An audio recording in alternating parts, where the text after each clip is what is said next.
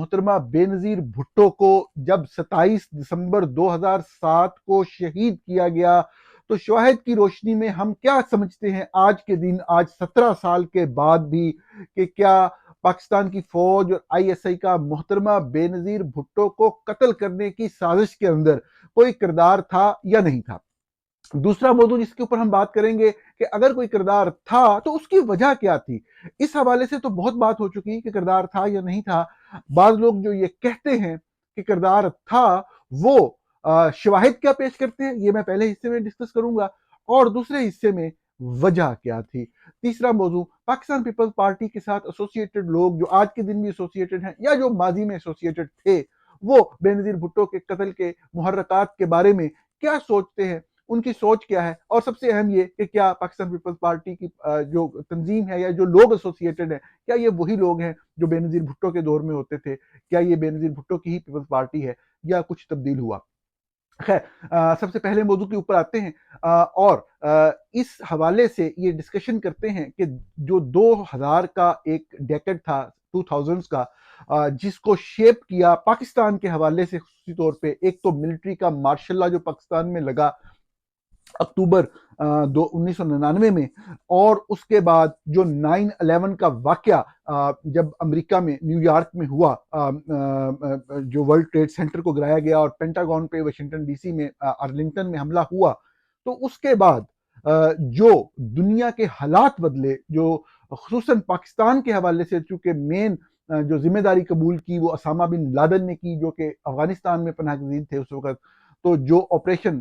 جو American attack ہوا افغانستان میں، اس کے تناظر میں پاکستان کے حالات بدلے، اور پاکستان کے اندر جو جنرل مشرف نے پالیسی اپنائی، یکدم پاکستان کی فوج جو کہ طالبان کی حامی، طالبان کی سپورٹر، طالبان کے ساتھ چلنے والی، طالبان کو پیدا کرنے والی وہ فوج جو ہمیشہ طالبان کے ساتھ چلی تھی، ان طالبان کے ساتھ چلی تھی جن کے خلاف محترمہ بےنظیر بھٹو جیسے لوگ اس وقت کی واحد وائس تھے کہ خدا را اس ملک کو نہیں، اس خطے کو طالبانائزیشن سے بچا لیں۔ لیکن ان کو سائیڈ لائن کیے جانے کی چند بنیادی وجوہات میں سے یقیناً ایک وجہ یہ بھی تھی۔ اس سے ہم آگے چلتے ہیں، لیکن جب 9/11 ہو گیا اور جنرل مشرف کی قیادت میں یہ فیصلہ کر لیا گیا کہ ہم نے امریکہ کے ساتھ جانا ہے، تو ایک ٹیررزم کی ویو آئی۔ یہ تاریخ کی چند باتوں کو دہرانے کا مقصد کوئی لیکچر دینا نہیں ہے، میں نے آپ کو بےنظیر بھٹو کی شہادت والے واقعے کے دن کے حوالے سے جو چند لوگ کنسپریسی تھیوریاں گھڑتے اور پھیلاتے ہیں، خصوصاً اسٹیبلشمنٹ کے کہنے کے اوپر، وہاں تک اس گفتگو کو لے کر آنا ہے۔ اور طالبان کے حوالے سے، جو ٹیررزم کے رائز کے حوالے سے پاکستان کے اندر، جب آپریشن کے اندر پاکستان نے ساتھ دیا امریکہ کا، تو پاکستان کے اندر طالبان کے فیکشن جو ہیں وہ پیدا ہوئے، اور پاکستان کے اندر جو ہے اپنی ٹی ٹی پی ایک بن گئی، اور پاکستان کے اندر جو ہے پاکستان کی فورسز کے خلاف جو ہے بعض گروہوں نے لڑنا شروع کر دیا۔ وہی سانپ جو ہم نے ہمسایوں کے بچوں کو کاٹنے کے لیے پالا تھا، وہ سانپ ہمارے ہی بچوں کو کاٹنے لگا۔ وہی سانپ جو ہے وہ ہماری ہی سیکیورٹی فورسز کے اوپر حملہ آور ہونے لگا۔ ہماری سیکیورٹی فورسز نے جو سب سے اہم نقطہ، میں کوئی تفصیل میں گئے بغیر آپ کو ایک فائنڈنگ کے اوپر جو ہے وہ بات کر کے آگے چلوں گا، کہ ہماری سیکیورٹی اسٹیبلشمنٹ نے اس کے باوجود بھی ان کو ابنڈن کرنے اور ان کو ختم کرنے کی اسٹریٹجی جنرل مشرف کے دور میں اور ٹی ٹی پی کی طرف سے پاکستان کی مسلح افواج، پاکستان کی عوام کے اوپر تو جو حملے ہوئے بھول جائیں، وہ تو بچارے، میں کیڑے مکوڑے کہوں تو بعض لوگ غصہ کر جائیں گے، حقیقت لیکن یہی ہے کہ کیڑے مکوڑوں کی بھی حیثیت عام عوام کی نہیں تھی۔ جس طرح ہمارے ہر شہر کے اندر آگ اور خون کی ہولی کھیلی گئی، وہ تو بات علیحدہ ہے۔ جو لا انفورسمنٹ پاک فوج کے اوپر حملے ہوئے، اس کو بھی ان کو لے کر بھی پاکستان کی اسٹیبلشمنٹ نے کبھی بھی ٹیررسٹ گروپس کو ابنڈن کرنے کا فیصلہ نہیں کیا، وہ پالیسی کبھی ترک نہیں کی، اور ان ٹیررسٹ گروپس کے ساتھ ہی چلتے رہنے کا جو ہے وہ ایک پالیسی کو ہمیشہ اپنائے رکھا۔ کوشش یہ کی گئی کہ کچھ پرو گورنمنٹ طالبان، آپ نے ایک ٹرم سنی ہوگی گڈ طالبان بیڈ طالبان والی، کچھ اپنے ساتھ ملائے اور باقیوں کو بھی بریک کرنے کا سلسلہ جاری رکھا۔ یہ کبھی خیال ان کے ذہن میں نہیں آیا کہ ہم نے پروکسیز کو ختم کرنا ہے۔ ناظرین، اس کی بنیادی وجہ، پروکسیز کو ختم نہ کرنے کی بنیادی وجہ یہی تھی کہ یہ پاکستانی فوج کا جو ایک پاور پولیٹکس کے اندر اپنا کنٹرول قائم رکھنے کا ماڈل تھا، یہ اس سٹرکچر کا بنیادی کمپوننٹ ہے کہ ہم نے پروکسیز کو ساتھ لے کے چلنا ہے. جب تک پروکسیز نہیں ہوں گی ہم آپریٹ نہیں کر سکتے، ہم as a state institution operate نہیں کر سکتے. ہم اسٹیٹ کے ایک ادارے فوج یعنی کہ دفاعی ادارے کے طور پہ جس میں مسلح افواج میں بری فوج ہو، بحری فوج ہو، فضائی فوج ہو، تو یا اس کو ہیلپ کرنے کے لیے، اس کو سپورٹ فراہم کرنے کے لیے دیگر لا انفورسمنٹ ایجنسیز ہوں، انٹیلیجنس ایجنسی ہو، انٹیلیجنس آپریٹرز ہو، پورا نہیں. یہ ایک چیز ہے. ایک دوسری پوری چیز جو ہے وہ آپ کہہ لیں کہ 40-50% جو ایک حصہ ہے وہ ہم نے پبلک کے اندر جو ہے وہ گروہوں کو پیدا کرنا ہے، پروکسیز کو پیدا کرنا ہے، ان کو استعمال کرنا ہے دیگر ممالک کے اندر بھی، اپنے ملک کے اندر بھی، اپنے ہی بچوں کو کھانے کے لیے، اپنے ہی ناقدین کو ختم کرنے کے لیے، ہر اس طاقت کو ختم کرنے کے لیے جو فوج کی نجائز حکمرانی کے خلاف آواز اٹھائے گی، بات کرے گی، چاہے وہ آواز کسی سیاست کے شعبے میں کسی سیاستدان کی ہو، چاہے وہ صحافت کے شعبے میں کسی صحافی کی ہو، یا کسی ہیومن رائٹ ایکٹیوسٹ کی ہو. ان کو نشانہ بنانے کے لیے یہ پروکسیز کو پیدا کرنا، ان کو پالنا پوسنا، ان کو نورش کرنا، ان کو سپورٹ کرنا، ان کو زندہ رکھنا، یہ ایک بنیادی فلسفی جو ہے پاک فوج کی، جو پاکستان کی بیسک ڈیفنس اسٹریٹجی ہے، اس کا ایک انٹیگرل پارٹ ہے. نمبر 1 ایک پہلو ہے. دوسرا پہلو ناظرین یہ ہے اس چیز کا کہ یہ جو پروکسیز آپریٹ کرتی ہیں، اس میں سے اس بات میں کوئی شک نہیں کہ بعض پروکسیز ایسی ہوتی ہیں جو فوج سے ناراض ہو کے فوج سے بیانڈ دیئر کنٹرول چلی جاتی ہیں، اور وہ کچھ اقدامات ایسے یقیناً کرتی ہیں جو یقیناً فوج کے کہنے پہ تو نہیں کر رہی ہوتی. صاف ظاہر ہے کہ آپ اس طرح سے کنٹرول تو نہیں کر سکتے اس طرح کے گروپس کو یا فیکشنز کو، لیکن وہ جو گروپ ٹوٹ جاتے ہیں فوج سے اور فوج کے خلاف لڑنے پہ آمادہ ہو جاتے ہیں، ان کا کوئی انٹرنیشنل ایجنڈا یا نیشنل لیول کا ایجنڈا نہیں ہوتا. وہ ان کی عارضی ناراضگی ہوتی ہے یا چند مقاصد کو حاصل کرنے کے لیے ایک ناراضگی کا ایک پیریڈ ہوتا ہے، یا صاف ظاہر ہے کہ وہ ان لوگوں میں شامل ہو جاتے ہیں جو مکمل طور پہ فوج سے لڑ جانے اور ان سے بھیڑ جانے میں مطلب ہے کہ اپنی بقا مانتے ہیں، یا ان کا فلسفہ یا نظریہ یہ بن جاتا ہے. ان گروپس کی کبھی بھی یہ فلسفی نہیں ہوتی کہ ہم نے نیشنل پاور کے اندر، نیشنل پولیٹکس کے اندر جا کے کوئی پولیٹکس کے اوپر اٹیک کرنا ہے، یا پولیٹیشنز کو اٹیک کرنا ہے، یا پولیٹیشنز کو ایلیمینیٹ کرنا ہے، یا اگر وہ کسی انڈیویجول کو اٹیک بھی کریں گے تو ان کا کوئی پرسنل جو ہے معاملہ ہوگا تو وہ اس طرف جائیں گے یا سوچیں گے. تیسرا اور سب سے اہم نقطہ یہ ہے کہ جو طالبان کے گروپ ہیں، جب وہ اسٹیٹ کے خلاف کھڑے ہو جاتے ہیں، جب وہ ریاست کے خلاف نعرہ مار دیتے ہیں اور فوج سے لڑنے پہ آمادہ ہو جاتے ہیں اور فوج کے اوپر حملے کرتے ہیں، شہریوں کے اوپر حملے کرتے ہیں، تو ان کے لیے پھر کوئی ڈر خوف والی بات نہیں ہوتی ہے. وہ پولیٹکس نہیں کر رہے ہوتے ہیں. کہنے کا کیا مطلب ہے کہ اگر وہ کہیں حملہ کریں گے پشاور کے کسی بازار پہ، تو وہ کہیں گے ہم نے حملہ کیا ہے، بھائی ہم ذمہ داری قبول کرتے ہیں. وہ ذمہ داری قبول کرنا ہی تو بنیادی طور پہ ان کا مقصد ہوتا ہے. یہی تو وہ خوف پھیلانا چاہ رہے ہوتے ہیں، اس چیز کا تو وہ کریڈٹ لیتے ہیں، اس چیز کے اوپر تو ان کو جہاں سے بھی فنانسز مل رہے ہوتے ہیں اس چیز کے اوپر تو ملتے ہیں. وہ کبھی ذمہ داری قبول کرنے کے حوالے سے، یہ سنیے گا یہ بڑا اہم نقطہ ہے، ذمہ داری قبول کرنے کے حوالے سے کرنی ہو تو وہ پشاور کے آرمی پبلک سکول میں 144 بچے ذبح کر کے بھی ذمہ داری قبول کر لیتے ہیں. ان کو خوف نہیں آتا، ان کو ڈر نہیں آتا. یہ یاد رکھیے گا، یہ بنیادی نقطہ ہے جو وار آن ٹیرر پاکستان میں لڑی گئی. جن لوگوں نے 2001 سے آنورڈ اس کو ریگولرلی کور کیا، یہ چند بیسکس ہیں جو اس کی وہ سمجھتے ہیں. تو جب محترمہ بے نظیر بھٹو کو شہید کیا گیا لیاقت باغ میں اگلے نقطے پہ چلنے سے پہلے اس کو کنکلوڈ کر دوں اس پوائنٹ کو، تو بیت اللہ محسود نے واضح طور پہ کہا تھا کہ ہمارا اس حملے سے کسی بھی طرح کا کوئی تعلق نہیں ہے. یقینی طور پہ یہ حملہ، اور یہ ممکن نہیں ہوتا کہ اتنے بڑے لیول کی کاروائی جو ہے وہ پاکستان کی اسٹیبلشمنٹ، پاکستان کی ISI کے ساتھ کام کرنے والے، ان کے کنائبرز، ان کے ساتھ مل کے کام کرنے والے جو گروپس ہیں، ان کے بغیر اس لیول کے اوپر جو ہے وہ کاروائی وہاں پہ کر دی جائے. اب یہ بڑی چیز جو ہے اس میں جو طالبان کے گروپ کے اوپر الزام لگانے کی فوج نے کوشش کی کہ جی یہ اینٹی پاکستان جو گروپ تھا، جو بیت اللہ محسود کی قیادت تھی جس کے پاس، انہوں نے واضح طور پہ اس سے اپنے آپ کو ڈسوسیٹ کر لیا. بے نظیر بھٹو کی شہادت کے کافی عرصے بعد جو بے نظیر بھٹو صاحب ذرا اوپنلی تو ویسے وہاں پہ کہہ چکی ہوئی تھی کہ اگر ان کو مارا گیا، ان پہ اٹیک کیا گیا، کون کون لوگ ذمہ دار ہوں گے، لیکن امریکہ کے اندر بھی ان کی جن لوگوں سے بات ہوئی تھی تو ان کی اس دنیا پہ چلے جانے کے بعد بھی وہ شواہد منظر عام پہ آئے کہ جنرل مشرف نے ان کو کیٹیگوریکلی ان کی سیکیورٹی کے حوالے سے کہا تھا کہ آپ کی سیکیورٹی جو ہے وہ میرے ساتھ ریلیشنز کے اوپر ہوگی۔ میں آپ کو ایک چیز بتاؤں، مطلب آگے چلنے سے پہلے، اگلے موضوع پہ چلنے سے پہلے، کہ آپ کو بعض لوگ کوٹ کرتے ہوں گے کہ جی جنرل مشرف کا مطلب ہے کہ جی قصور ہے، یہ جنرل مشرف نے کیا ہے، اور بلاول بھٹو جو بیٹے ہیں صاحب ظاہر ہیں ان کے، بلاول بھٹو جو بھی بات کریں گے وہ ایک سٹیٹمنٹ ہوگی، ایک پولیٹیشین کی سٹیٹمنٹ، ایک سٹیٹسمین کی سٹیٹمنٹ ہوگی۔ اس نے سوچ سمجھ کے بولنا ہے، اس نے آگے اپنی پارٹی کی پولیٹکس کو دیکھ کے بولنا ہے۔ حقیقت یہ ہے کہ یہ ادارے کا فیصلہ تھا، پاک فوج کا فیصلہ تھا، یہ جنرل مشرف کا فیصلہ نہیں تھا۔ یہ بعض لوگ جو ہیں، یہ ایک سیاسی بات، میں بلاول کی بات کو غلط صحیح کی بات نہیں میں کر رہا، لیکن ان کا ایک سٹیٹمنٹ ہے جو کہ انہوں نے بطور پولیٹیشین دینا ہے۔ میں آپ کو فیکٹ کی بات کر رہا ہوں، یہ پورا آئی ایس آئی کا ادارہ جو ہے وہ آن گراؤنڈ جو ہے وہ اپنے جو بھی ان کی پراکسی آگے ٹیررسٹ گروپ تھا اس کے ساتھ کنائیونس میں مکمل طور پہ آن گراؤنڈ جو ہے آپریٹ کر رہا تھا، اور جو لوگ اس وقت کافی لمبے عرصے سے راولپنڈی اسلام آباد میں رپورٹنگ کر رہے تھے وہ ان سارے معاملات کو، ان سارے جزیات کو، ان سارے ڈاٹس کو کنیکٹ کرنے کے معاملے کو بہت آسانی سے ایزیلی سمجھ سکتے تھے کہ یہ ہو کیا رہا ہے اور کس طرح سے کیا جا رہا ہے۔ اگلا ایک ایشو یہ ذہن میں ضرور آتا ہے کہ اسٹیبلشمنٹ ان کو مارنا ہی کیوں چاہتی تھی، وجہ کیا تھی اس چیز کی؟ اب اس کی ایک بڑی بنیادی سی وجہ جو میں بطور سمجھتا ہوں صحافی کے جس نے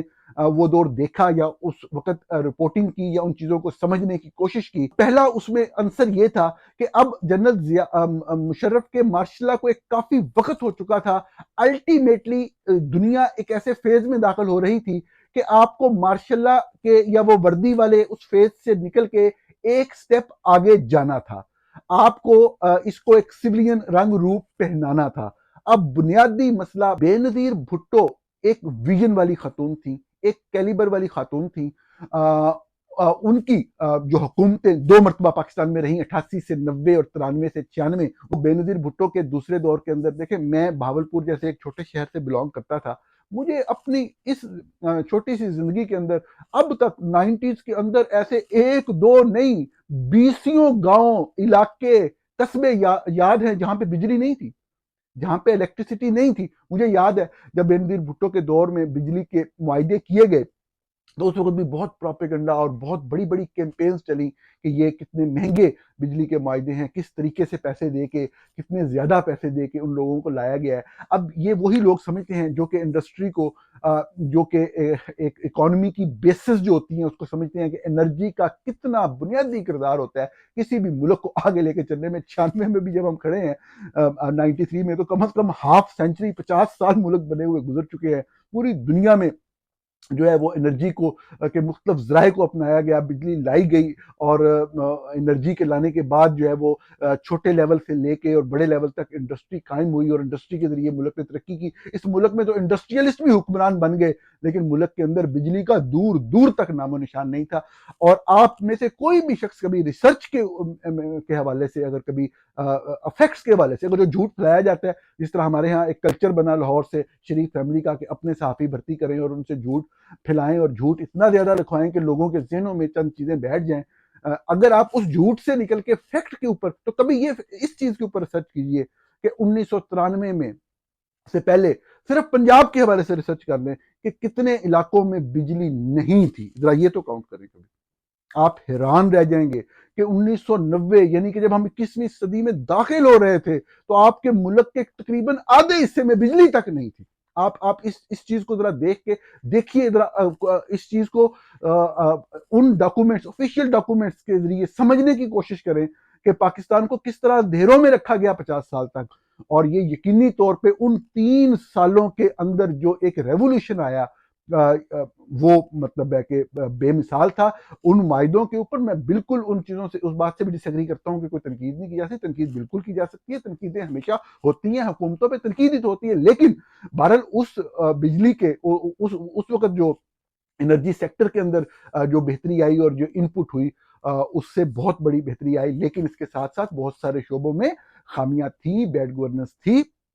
اس کو پھیلایا اور اس کو پروپیگیٹ ذرا زیادہ کیا گیا. اسٹیبلشمنٹ کبھی بھی ایک خاص مدت سے زیادہ کسی وزیر اعظم کو برداشت نہیں کرتی، اور خصوصاً وہ وزیر اعظم جو پڑھا لکھا ہو، جس کی اپروچ یہ ہو کہ مذہب کو استعمال نہیں کرنا سیاست کے اندر، جس کی اپروچ یہ ہو کہ ہم نے روشن خیالی کا پروگریسو تھاٹ کے ساتھ اپنی قوم کو آگے لے کے چلنا ہے، ہم نے پروگرس کی طرف جانا ہے، ہم نے ترقی کی طرف جانا ہے، ہم نے یہ جو انتہا پسندی ہے اس کو ترک کرنا ہے، تو پھر وہ بندہ جو ہے یا بندی جو ہے وہ قابل قبول نہیں ہوتی. الٹیمیٹلی میں نے یہ کہا کہ پرابلم صرف وہاں پہ کریٹ ہوتی ہے جہاں پہ دونوں سائڈوں میں سے کوئی ایک سائڈ کہتی ہے کہ نہیں جی کوئی مسئلہ تھا ہی نہیں. مسئلے تو ہوتے ہیں، لیکن کیا ان مسئلوں کا مطلب یہ تھا کہ آپ خود کسی کی حکومت کو توڑ کے اگلے کسی اور کی حکومت لے کے آئیں، یا مکمل ہونے دیں اور عوام کو فیصلہ کرنے دیں؟ صرف عوام کو فیصلہ نہیں کرنے دینے والی جو بات ہے اس نے پاکستان کا بٹھا بٹھا دیا. اب یہ میں نے باتیں ساری کیوں ریپیٹ کی 1996 کی؟ میں نے صرف اس لیے ریپیٹ کی، میں آپ کو دوسرے ٹاپک کو کنکلوڈ کرنا چاہ رہا ہوں کہ اسٹیبلشمنٹ نے بے نظیر بھٹو کو ختم کرنے کا فیصلہ کیوں کیا. وجہ صرف یہ تھی کہ جو بے نظیر کا ویژن تھا، اپروچ تھی، سوچ تھی، جو انٹرنیشنل ایکسیپٹیبلٹی تھی، انٹرنیشنل لیول کے اوپر، انٹرنیشنل لیڈرشپ کے اندر، مختلف ممالک کی لیڈرشپ کے اندر جو بے نظیر بھٹو کی ایکسیپٹیبلٹی تھی، وہ پاکستانی فوج کے جویلوں کو، پاکستانی فوج کی قیادت کو بھاتی نہیں تھی. آپ میں سے بہت سارے لوگوں نے مشرف کا دور دیکھا، آپ میں سے بہت سارے لوگوں نے مشرف کا دور نہیں دیکھا، لیکن مشرف کے بارے میں سنا ضرور ہے، جانتے ضرور ہیں. آپ کی جتنی بھی معلومات ہیں ذرا ایک لمحے کو بیٹھ کے سوچ کے دیکھیے، کیا مشرف کے کیلیبر میں تھا کہ وہ بے نظیر بھٹو جیسی لیڈر کے سامنے بیٹھ بھی سکتا؟ بالکل بھی نہیں. مشرف جھوٹا تھا، وہ جھوٹ بیچتا تھا، اور بے نظیر بھٹو یقینی طور پہ ایک بہترین رہنما، ایک بہترین لیڈر تھی. میں ان کی شخصیت کے بہت سے پہلوؤں کا ہمیشہ سے کریٹک رہا ہوں، رہوں گا، وہ موضوع علیحدہ ہے، لیکن بطور ایک پولیٹیشین، بطور ایک لیڈر، یقینی طور پہ وہ پاکستان کی ایک، میں سمجھتا ہوں ایک آخری امید تھی جو کہ پاکستان کو یہ جو انتہا پسندی کی لعنت ہے، وہ چیز جو پاکستان کو ختم کر دے گی. صرف ہم اس بات کو مانتے نہیں ہیں، صرف اپنے مذہبی، ہم یہ سمجھتے ہیں جو بندہ یہ بات کر رہا ہے وہ مذہب کے خلاف ہے. مذہب کے خلاف کوئی بھی نہیں ہوتا. کوئی بھی مذہب کو ختم کرنے کی یا مذہبی تعلیمات کو ختم کرنے کی یا مذہب سے دور جانے کی بات نہیں کر رہا تھا. انتہا پسندی کی بات ہوتی ہے. کیا بے نظیر بھٹو مسلمان نہیں تھی؟ کیا بے نظیر بھٹو جو ہے، کیا ان کی کوئی ایسوسیشن، ایفیلیشن نہیں تھی ریلیجن یا ریلیجس معاملات کے ساتھ؟ کیا وہ مطلب وہ طالبائزیشن کے خلاف تھی، وہ ایکسٹریمزم کے خلاف تھی؟ اور ہمیں وہ لیڈر چاہیے تھا جو کہ سیاست کرے لیکن مذہب کا نعرہ نہ مارے. جو خام خواہ مدینے کی ریاست بنانے کی بات کرنے والے لوگ، پاپولسٹ سیاست کی بات کرنے والے لوگ، کسی بھی طور پہ میں یہ سمجھتا ہوں، میری سوچ یا اپروچ ہمیشہ سے یہ رہی ہے، وہ پاکستان کو آگے نہیں لے جا سکتے. اسٹیبلشمنٹ کسی بھی، کوئی بھی سیاسی رہنما جو ان کے ساتھ آنکھوں میں آنکھیں ڈال کر بات کرنے کی صلاحیت رکھتا ہو، وہ کبھی بھی اس کو برداشت نہیں کر سکتے. اور اگر وہ لیڈر بے نظیر بھٹو کے سٹیچر کا ہے تو یہ بات لکھی ہوئی تھی کتاب کے اوپر. اگین یہ دوسری بات ہے، شاید میری جو پیپلز پارٹی کے لوگوں کو بری لگے، لیکن یہ بات روز روشن کی طرح یہاں تھی کہ اگر بے نظیر بھٹو آتی، بے نظیر بھٹو کو آنا چاہیے تھا، اپنے وطن تھا ان کا، میں یہ نہیں کہتا ان کو نہیں آنا چاہیے تھا،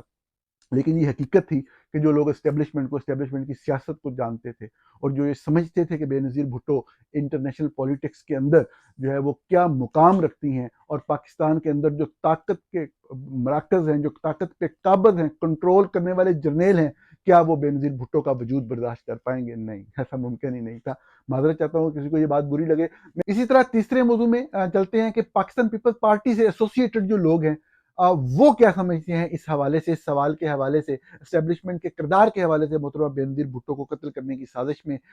تو اس حوالے سے میں عموماً جاننے کی کوشش کرتا رہتا ہوں. کل بھی میں ایک محفل میں، ایک ٹویٹر اسپیس میں تھا، وہاں میں نے یہ سوال رکھنے کی کوشش کی اور بہت سے دوستوں نے اس حوالے سے اپنی رائے کا اظہار کیا، مجھے گائیڈ کیا. اس میں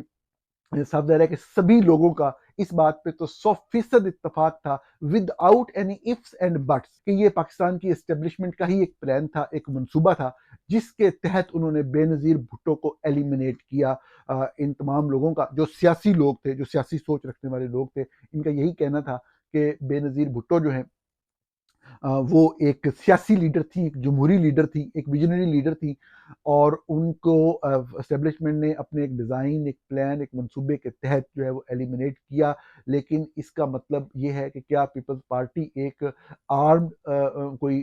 گروہ ہے یا پارٹی ہے کہ جو فوج سے اب لڑ پڑے اور اس سے بدلہ لے اپنی ماں کی، اپنی بیوی کی شہادت کا؟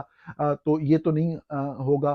کیونکہ پیپلز پارٹی کا یہ کام نہیں ہے ایک سیاسی جماعت کے طور پہ. اور ان کا طریقہ کار وہی ہے جو ان کو بے نظیر بھٹو نے بتایا کہ the democracy is the best revenge, کہ وہ جمہوریت کے ذریعے ہی بدلہ لیں گے. بے نظیر بھٹو کی وہ شخصیت ہے جس سے خوف زدہ ہو کر ان کو ایلیمنیٹ کرنے کے علاوہ فوج کے پاس کوئی چارہ نہیں تھا. آج کی پیپلز پارٹی کیا بے نظیر بھٹو کی پیپلز پارٹی ہے؟ میں سمجھتا ہوں بہت اچھے لوگ ہیں. آج کے دن بھی اگر آپ کمپیئر کریں تو جو ٹالرنس لیول ہے وہ پاکستان پیپلز پارٹی میں سب سے زیادہ ہے، یہ ایک حقیقت ہے. بہرحال پیپلز پارٹی اوور آل بے نظیر بھٹو کی پارٹی کی طرح کی پارٹی تو نہیں رہی. میں یہ سمجھتا ہوں کہ اگر آج بے نظیر بھٹو زندہ ہوتی تو شاید شاہ نواز قمبر پھر بھی شہید ہو جاتے، لیکن مجھے 100% یقین ہے کہ ان کا قاتل جو ہے، یہ جو مولوی ملا پیر ہے اور جو دوسرا یہ جسکانی ڈی آئی جی ہے، یہ لازمی طور پر زیر حراست ہوتے. بے نظیر بھٹو اس چیز پہ کبھی کمپرومائز نہ کرتی جس کے اوپر بلاول بھٹو زرداری نے کمپرومائز کیا. بہرحال یہ میرا نقطہ نظر ہے، آپ اس سے اختلاف کر سکتے ہیں.